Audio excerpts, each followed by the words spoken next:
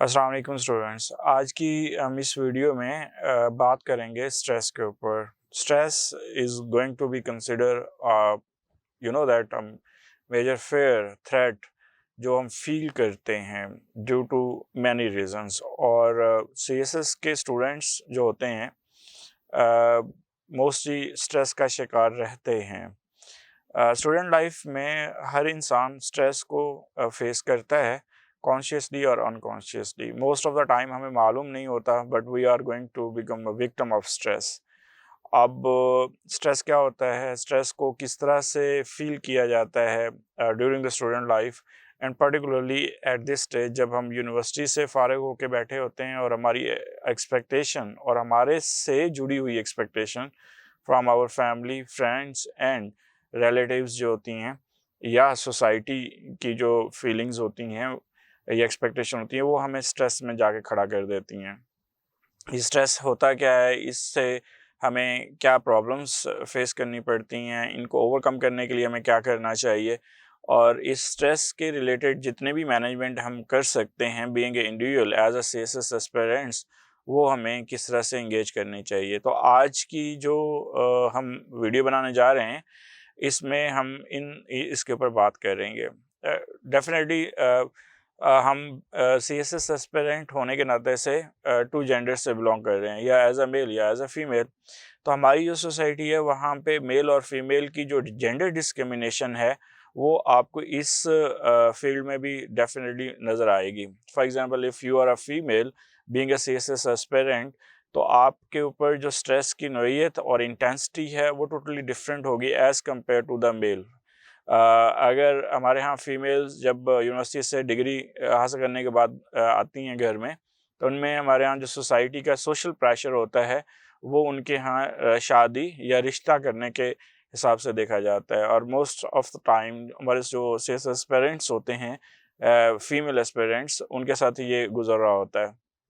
क्योंकि हम जो पेरेंट्स हैं उनकी कोशिश ये होती है कि उनके बच्चों के रिश्ते अच्छी जगह पे हों, और वो जो भी रिश्ता आ रहा होता है उनको वो कंसिडर कर रहे होते हैं, और वो अपनी बच्चियों को इतना टाइम देने पे एग्री नहीं होते कि जी वो सीएसएस के लिए प्रिपरेशन करें, उनके एग्ज़ाम में जाएं और उनको एक कॉन्फिडेंस दें।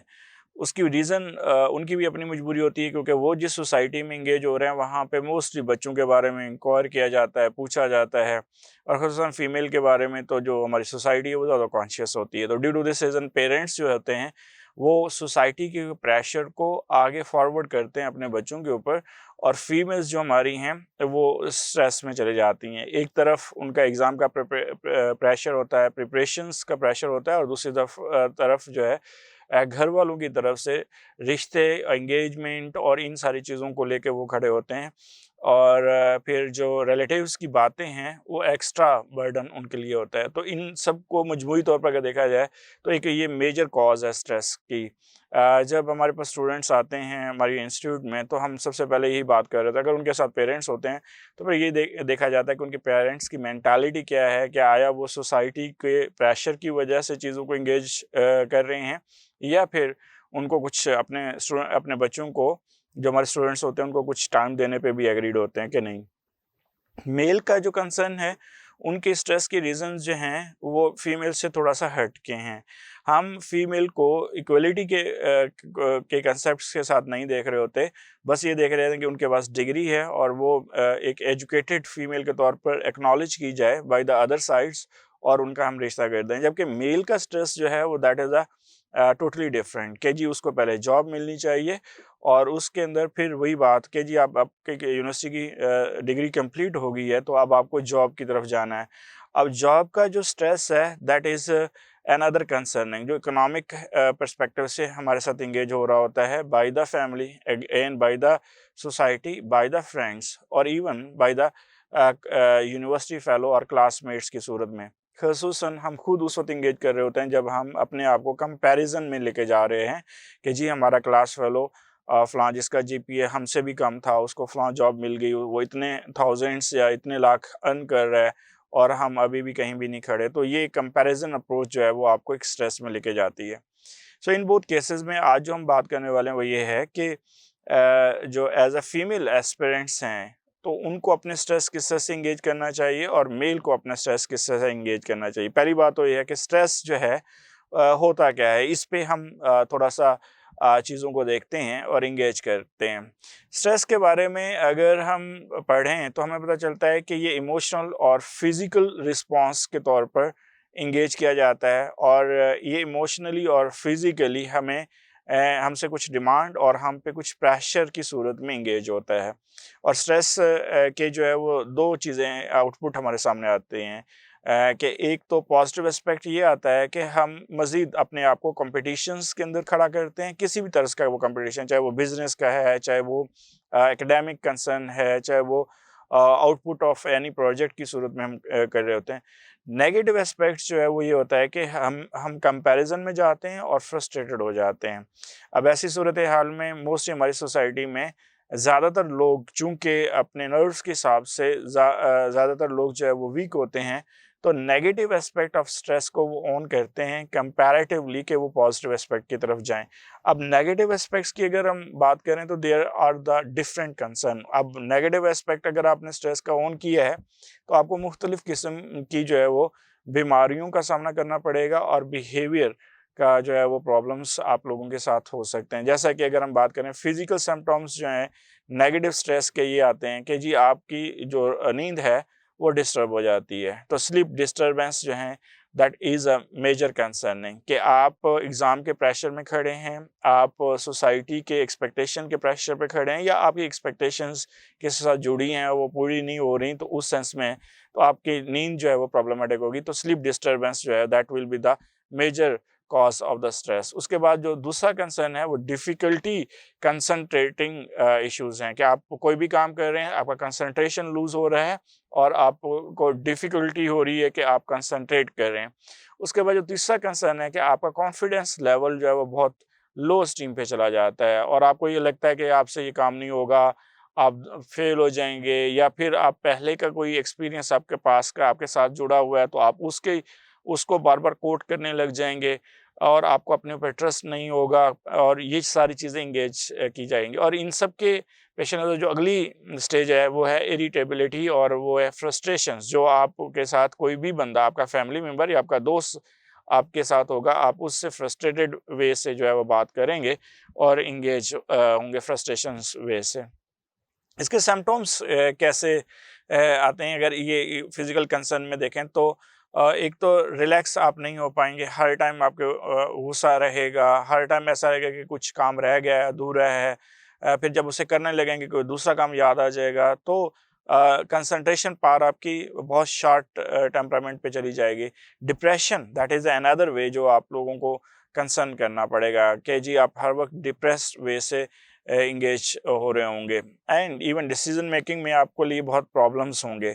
आप हर वक्त एस्केप ढूंढेंगे, यार ये जो काम मेरे ज़िम्मे लगाया हुआ है इसको छोड़ो, किसी तरह से बच जाएं, शॉर्ट टर्म पे चले जाएं, शॉर्टकट को इंगेज कर लें। आप उस चैलेंज को एज इट इज़ एक्सेप्ट नहीं करेंगे। टेयरफुलनेस का कंसर्न जो है वो आपके साथ रहेगा। बात बात पे रोने को दिल करेगा, आंसू आना शुरू हो जाएंगे। कंपैरेटिव अप्रोच में बैठ के जो है अपनी किस्मत को हम कोसना शुरू कर देंगे। तो ये सारी चीज़ें जो है वो इंगेज होती हैं। उसके बाद मसल टेंशन्स आएगी, पेन होना शुरू होगा, मसल पेन है, मसल पुलिंग है और लो एनर्जी कंसर्न है, हर वक़्त सुस्ती का जो है वो विक्टिम बने रहेंगे, हेडेक होगी और इसके साथ नर्वस स्विच होना शुरू हो जाएगा और इवन सम टाइम आपका साँस उखड़ना शुरू हो जाएगा, डिफ़िकल्टी इन ब्रीथिंग जो है कंसर्न आएगी। All these are going to be considered as physical symptoms of the stress. आप इन चीज़ों में से कभी भी आप गुज़रें, तो आप फ़ौरन समझ जाएँ कि यू आर अंडर स्ट्रेस। अब उस पे सबसे पहली बात आप रीज़न ढूँढें कि स्ट्रेस किस वजह से आ रहा है, ऐसा हो क्या रहा है? अपने आप से सेल्फ टॉक करें, डायरीज़ का इस्तेमाल करें, डायरी लिखना शुरू करें और उसमें अपने आप को एंगेज करें। इसके अलावा जो मेडिकल कंडीशंस हैं आपकी वो दिल का तेज़ धड़कना है, हाइपरवेंटिलेशन है, इंडाइजेशन है, स्टोमक डिसऑर्डर रहेगा आपका, हार्ट बर्निंग जो है वो एंगेज रहेगी।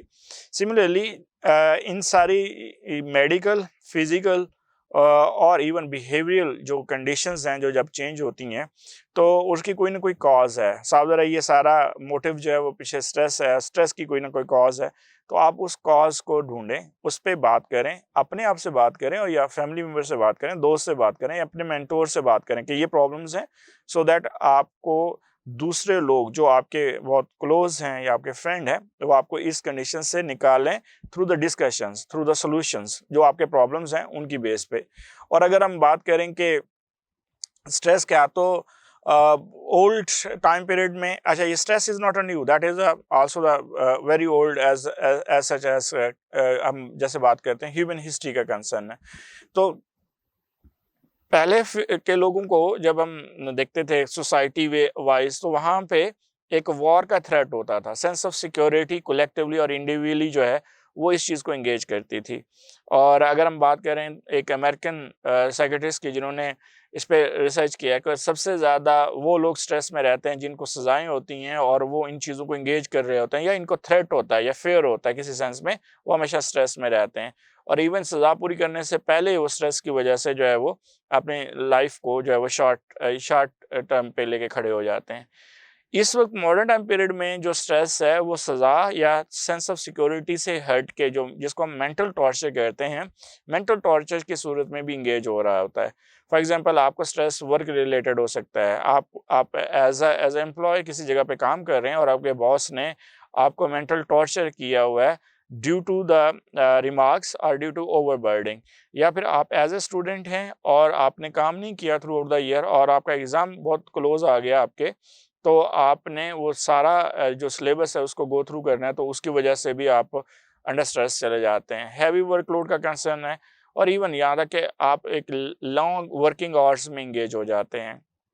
जैसे कि अक्सर हमारे यहाँ सुना जाता है जी, अच्छा आप मेडिकल स्टूडेंट हैं या इंजीनियरिंग के स्टूडेंट हैं या इवन सीएसए के स्टूडेंट हैं, तो आपको जो है 12 घंटे 14 घंटे जो है वो पढ़ना है। तो ऐसी सूरत में ना आपके पास इंजॉयमेंट का टाइम है, ना रिलैक्सेशन का टाइम है, ना आप अपने आप को प्रॉपर वे से स्लीपिंग में इंगेज कर रहे हैं। तो साफ ज़रा ये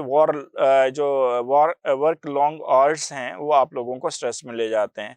फिर टाइम पावर मैनेजमेंट है कि आप टाइम को सही तरह से मैनेज नहीं कर पा रहे और आपको लग रहा है कि टाइम गुजरता जा रहा है और आपका आउटपुट उस टाइम का जो एक्टिविटी जिसमें आप इंगेज हो रहे हैं उसका आउटपुट नहीं आ रहा।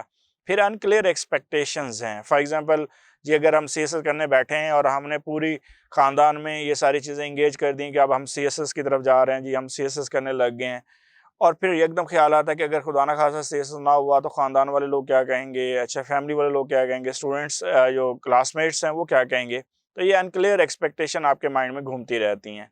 अब इसके साथ-साथ अगर हम देखें तो वर्किंग अंडर डेंजरस कंडीशन जो है, दैट इज़ अनदर अप्रोच कि आप का जो वर्किंग स्पेस है, एटमॉस्फेयर है, that is not going to be consider peaceful और एन्जॉयबल।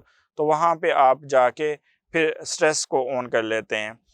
इसी तरह अगर आप एम्प्लॉय हैं तो बीइंग एम्प्लॉय आपको हर वक्त ये खतरा रहता है कि जी हमें नौकरी से ना निकाल दिया जाए, तो एक रिस्क ऑफ टर्मिनेशन जो है वो भी आपको स्ट्रेस में ले जाता है और आप बीइंग इनसिक्योर फील करते हैं किसी के साथ दोस्ती में, किसी रिलेशन में, या फिर इवन यहाँ तक एज ए फैमिली मेम्बर आप किसी भी अपने दूसरे किनशिप की मौजूदगी में अपने आप को एक इनसिक्योरिटी फील करते हैं। तो ऐसी सूरत में भी आपको स्ट्रेस आ जाता है। इवन डिस्क्रिमिनेशन जब आप फेस कर रहे हैं और कॉन्शियसली आप उनको ओन कर रहे हैं कि आपके साथ, और आपको रियलाइज़ भी करवाया जा रहा है कि आप you are the victim of discrimination, तो ऐसी सूरत में भी आपका स्ट्रेस का कंसर्न आता है।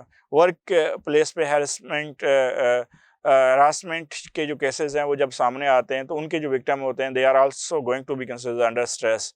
इसी तरह फाइनेंशियल वरीज़ हैं कि हमारे इनकम कम है और हमारे एक्सपेंसेस ज़्यादा हैं, तो उसमें भी जब हम कॉन्शियसली इन चीज़ों को सोचना शुरू करते हैं तो we were the victim of the stress. इसी तरह इंटरपर्सनल रिलेशनशिप का कंसर्न हमारे साथ जो है वो कि हम अपने रिश्तेदारों में या अपने जो रिलेशंस हैं उनके अंदर चीज़ों को जब मैनेज नहीं कर पाते तो ऐसी सूरत में भी ये चीज़ें आती हैं, या हमारी जॉब छूट जाती है या हमें फायर कर दिया जाता है। ये सारी चीज़ें जो है वो स्ट्रेस की कॉजेज़ होती हैं। इवन क्रोनिक इलनेस भी इसके अंदर शामिल होती है। अब इस को ओवरकम कैसे किया जा सकता है? हमारा टॉपिक सिर्फ ये है कि CSS एस्पिरेंट के होते बीइंग अ CSS एस्पिरेंट हम या being a aspirant of competition exam हमें इनको ओवरकम कैसे करना है। अब कॉजेज़ मल्टीपल हैं, लेकिन जब आप सीएसएस एस्पिरेंट के तौर पे इनको एंगेज कर रहे हैं, तो फिर साथ आप पे ओवर एक्सपेक्टेशन है, आपका टाइम लिमिटेशन है, उसके साथ-साथ एग्ज़ाम की प्रिपरेशन है। ये सारी चीज़ें आपके साथ जो है वो एंगेज होती हैं और आपको स्ट्रेस में इन्वॉल्व करती हैं। ओवरकम करने में अगर हम बात करें तो there are the 2 major ways जिसके अंदर हम कर रहे हैं। एक तो हम प्रॉपर अपनी एक्सरसाइज़ और बैलेंस्ड डाइट के हवाले से अपने आप को एंगेज कर रहे हैं। अगर डाइट हमारी प्रॉपर है, हम अपनी एक्सरसाइज़ कर रहे हैं, योगा कर रहे हैं या वॉक कर रहे हैं या फिर आप जॉगिंग करते हैं या अपने आप को रिलैक्स करने के लिए कोई गेम खेलते हैं, so it is a good assignment जो कि आप स्ट्रेस से बाहर जिससे निकल सकते हैं। So balance and healthy diet that is a very important और हम अपने स्टूडेंट्स को हमेशा ये कहते हैं कि जो लिक्विड इनटेक है वो आपका, वो हमेशा ज़्यादा होना चाहिए। रीज़न इज़ दिस कि गर्मियों में तो वैसे भी डॉक्टर आपको रिकमेंड कर रहे होते हैं, लेकिन गर्मियों और सर्दियों में आपको जूसेस, शेक्स और वाटर के ऊपर जो है वो ज़्यादा रिलाय करना चाहिए। That should be part of your diet compulsory. Coffee, T, food जो है दैट शुड बी जो है वो यूज्ड होने चाहिए इन पीरियड में। और उसमें वैसे भी अगर आप को नींद आती है जी पढ़ने के दौरान, तो फिर coffee will be the better one और tea is a good one. और इसी तरह जो लिक्विड हैं वो आप लोगों की ग़िज़ा का हिस्सा होना चाहिए। उसके बाद जी रिलैक्सेशन और माइंडफुलनेस जो है that is a very important, जिसमें योगा है, मेडिटेशन है, मसाज है सॉरी, इसका ब्रीथिंग एक्सरसाइज है। अगर हम 7 से 8 घंटे की प्रॉपर नींद जो है वो बहुत ज़रूरी है। सोशली मोस्टली हम लोग देखते हैं कि हम सोशली डिस्कनेक्ट हो जाते हैं जब हम कोई बड़ा टारगेट लेते हैं, जबकि उसी वक़्त हमें सोशली कनेक्ट होना है, लेकिन एक अपने टाइम को मैनेज करते हुए। आप डेली 24 घंटे में 1 से 2 घंटे अपने दोस्तों को दें, उनके साथ गपशप मारें, उनके जो बहुत क्लोज़ फ्रेंड है उनके साथ बिल्कुल अपनी बातों को शेयर करें और इवन फैमिली मेंबर्स को टाइम दें। माँ-बाप अगर आपके ज़िंदा हैं तो आप उनके साथ अपना टाइम गुज़ारें, अगर आप घर पे हैं। अगर हॉस्टल में हैं तो डेफ़िनेटली उनको डेली बेसिस पे कॉल्स करें और माँ-बाप के साथ भी जब हम बात कर रहे होते हैं तो बहुत रिलैक्स हो जाते हैं और आपका एक सेंस ऑफ सिक्योरिटी जो है वो आपके अंदर आता है कि नहीं, माँ-बाप की दुआओं से आप ज़रूर कामयाब होंगे। आपकी मेहनत अपनी तो अपनी जगह पे है। Self talk that is very important, जो कि हमारे माशरे में नहीं होती और हम एंगेज नहीं करते। सेल्फ टॉक जो है वो मैं हमेशा अपने स्टूडेंट को कहता हूँ कि you are a more important person of the world. तो एक इंसान अपने इम्पोर्टेंट पर्सन्स के साथ अगर बात नहीं करेगा दुनिया के अंदर तो फिर किससे करेगा? But in fact self talk की हमें आदत नहीं है। You should involve yourself in the self talk. उससे क्या होगा कि आप बहुत सारी अपनी जो प्रॉब्लम्स हैं अपने आप के साथ जब शेयर करेंगे कॉन्शियस वे से, तो उन प्रॉब्लम का सॉल्यूशन भी आपको जो है वो आप फाइंड आउट कर लेंगे। Counselling that is a very important, कि आपको अपने मेंटोर के पास विज़िट करना चाहिए रेगुलर वे से और वो एक प्रॉपर काउंसलिंग फ़ेज़ में आपको लेके खड़ा होता है, एंगेज कर रहा होता है, आपके प्रॉब्लम के सॉल्यूशंस आपको दे रहा होता है। Time management is very important. आप एक ये फ़ॉर्मूला टाइम मैनेजमेंट का अप्लाई करके देखें, you will feel better. Let's suppose आप उस वक़्त तक दिन का आगाज़ ना करें जब तक आप अपना शेड्यूल नहीं बना लेते। रात सोने से पहले अगले दिन का शेड्यूल आपके पास होना चाहिए कि आपके पास कितने वर्किंग आवर्स हैं और उनको आप किस तरह से डिस्ट्रीब्यूट कर रहे हैं और कौन-कौन सा सब्जेक्ट जो है वो इनसे एंगेज कर रहे हैं।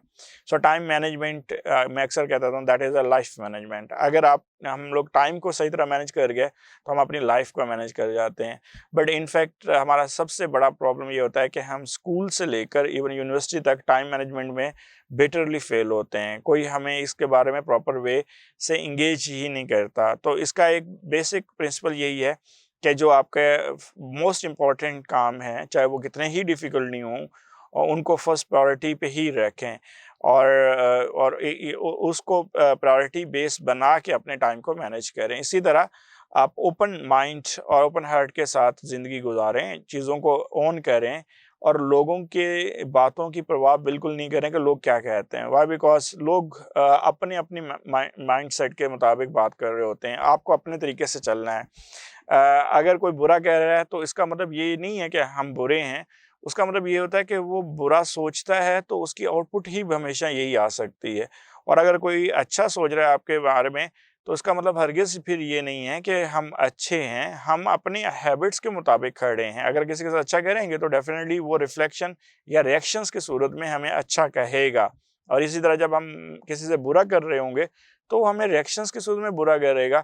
लेकिन जो बातें का अंदाज़ होता है या बातों के जो आउटपुट हमारे पास आती है, वो उनकी मेंटल रिएक्शंस या रिफ्लेक्शंस की सूरत में हमें मिल रही होती है। तो लिहाज़ा अगर आपके पास अच्छे मार्क्स आते हैं, यू शुड बी हैप्पी, अगर बुरे आते हैं, so you should be also happy. Why? Because हर आदमी अपने मेंटल लेवल पे काम कर रहा होता है, उसके मुताबिक काम कर रहा है, उसके मुताबिक बात कर रहा होता है, तो हमें उस सिलसिले में घबराने की ज़रूरत नहीं होती। एंड इवन जो भी सर्कमस्टेंसेस हों, अच्छे हों, बुरे हों, सो you should own that circumstances with a brave and courageous way, rather than कि हम रोने लग जाएँ, प्रेशर में आ जाएँ कि क्या होगा, लोग क्या बातें करेंगे। लोगों ने, जैसे मैंने अभी कहा, लोगों ने अपने मेंटल लेवल के मुताबिक बातें करनी है, तो अगर आप उनको बोधा करते रहेंगे तो डेफ़िनेटली लोग कभी भी आप लोगों को सुधार नहीं सकते। लेकिन हम अपने आप को सुधार ज़रूर सकते हैं। तो इस सेंस में बजाय इसके कि ये हम देखें कि लोग हम पे बातें करेंगे, हम ये देखें कि अब हमें आगे क्या करना है और हम इस वक़्त सबसे बेस्ट क्या कर सकते हैं। अगर आपका रिज़ल्ट बहुत अच्छा आएगा, तो वही लोग जो बातें कर रहे हैं, वो आपके बारे में कंप्लीटली 180 डिग्री के ऊपर जो है वो चेंज हो जाएँगे। Medications that is a very important, और इसके साथ मेडिटेशंस जो हैं, दीज़ आर द 2 थिंग्स जो कि आपको एंगेज करनी है। और प्रॉपर वे से जो है वो चीज़ों को लेके चलें, अपने दोस्त से लेकर इवन अपने डॉक्टर तक जो है वो इन चीज़ों को। और लेकिन जब आपको प्रॉब्लम बने कि आपका बिहेवियर चेंज हो रहा है, दोस्त आपसे शिकायत कर रहे हैं या फैमिली मेंबर आपसे शिकायत कर रहे हैं, तो ये जान जाइए कि you are not normal, you are under stress. और ऐसी सूरत में आप देखें कि कौन सी चीज़ है जो आपको स्ट्रेस दे रही है, जिसकी वजह से आपको गुस्सा आ रहा है या आप दूसरों की बातों को जो है वो प्रॉब्लम वे से जो है वो ले रहे हैं। इसको हम एक कंक्लूजनरी पॉइंट ऑफ व्यू से जब हम देखते हैं, तो हमें पता चलता है कि ये एक थिंकेबल अप्रोच है स्ट्रेस के जो रिलेटेड है। और हम इसके, अगर हम वी आर अंडर स्ट्रेस, तो हमसे ज़्यादा कोई इस पे काम नहीं कर सकता, ना कोई डॉक्टर, ना कोई फिलैंथ्रोपिस्ट, ना कोई मोटिवेशनल, बल्कि हमने ही काम करना है। If you have a strong will and power to mould yourself, तो आप बहुत जल्द अपने स्ट्रेस वाली कंडीशन से निकल आएँगे।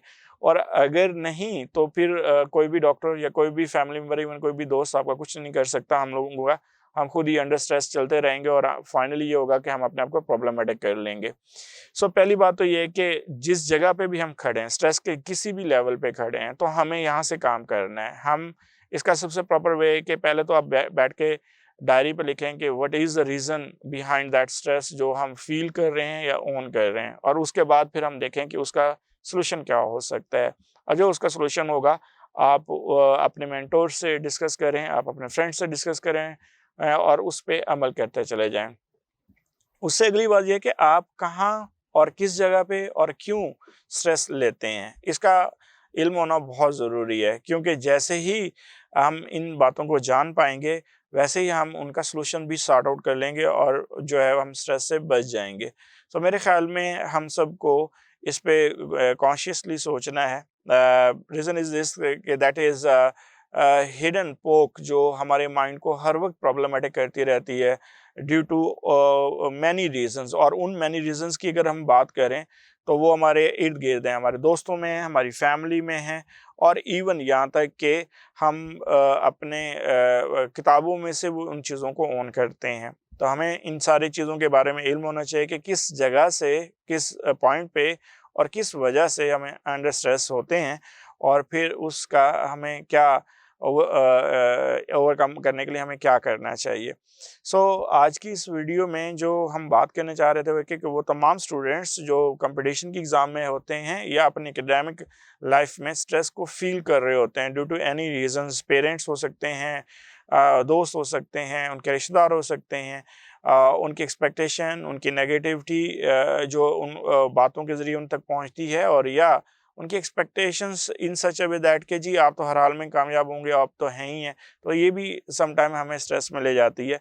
इन चीज़ों को कॉन्शियसली लें, ऑन करें, अपने से बात करें और इनका जो है सॉल्यूशन सॉर्ट आउट करें और उसके साथ ही अपने जो स्ट्रेस की एक कैफ़ियत है उससे बाहर निकलें। Because it is a very dangerous for not only for our health but also for our mental condition and also for our potential. अगर स्ट्रेस के अंदर रह के अगर हम काम करेंगे तो हम पोटेंशियली उतनी आउटपुट नहीं दे पाएँगे जितना का हमारा पोटेंशियल है। उस इसी सूरत में हम फिर प्रॉब्लमैटिक रहेंगे। तो ड्यू टू दिस रीज़न आपको क्या करना है, अपने माहौल को जानना है, सबसे पहले तो अपने आप को जानना है, फिर अपने माहौल को जानना है, फिर उन सारी वजूहात को जानना है जिसकी वजह से आप स्ट्रेस में होते हैं, तो डेफ़िनेटली आपको सॉल्यूशन कहीं न कहीं से मिल जाएगा। और अगर फिर भी प्रॉब्लम्स होते हैं आपको, तो then you should discuss all these things with your elders, with your mentors, even with your friends, जो आप समझते हैं कि जिनके साथ जो इस काबिल हैं कि उनके साथ आप स्ट्रेस से निकलने के लिए आप उनकी हेल्प ले सकते हैं। सो बहुत शुक्रिया आज की इस वीडियो के लिए और होपफुली आपने एन्जॉय किया होगा और हम आपसे ये एक्सपेक्ट कर रहे हैं कि आप हमारे यूट्यूब चैनल को आपने सब्सक्राइब भी किया होगा। बहुत शुक्रिया जी, अल्लाह हाफ़िज़।